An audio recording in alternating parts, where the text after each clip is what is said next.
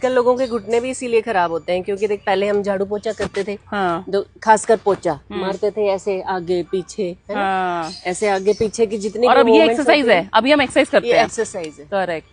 तो सबसे झाड़ू लगाओ ना लगाओ, मैं कह रही हूँ अगर पोछा लगा लिया ना सारी एक्सरसाइज हो गई। तो आपके घुटने टनाटन हो जाएंगे। फिर से शुरू करो। हाँ। मैं कहती हूँ फिर से शुरू करो। जिम छोड़ दो, पोछा लगाना अगर शुरू करो। पूरे दिन में आपने पोछा भी लगा लिया ना तो भी आपके घुटने सही हो जाएंगे, थाई स्ट्रांग हो जाएंगी और घुटने सही हो जाएंगे। नहीं पर सही में अगर आप बैठ सकते हो घुटनों के बल, मतलब आप फिट हो, है ना? हाँ, मतलब अगर भी फिटनेस चेक करनी है तो आप घुटनों के बल बैठ के देखो।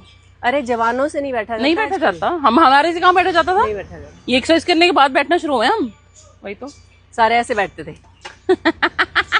फिर अब ऐसे अब देखो, अब बैठ गए हैं पूरा, ये देखो आ गया पूरा। देखो इसको भी सिखा ये दिया देखो मैंने। पूरा बैठ गया, मतलब घुटने हैं बेसिकली। अभी भी ये थोड़ी सी जगह बाकी है। ठीक है।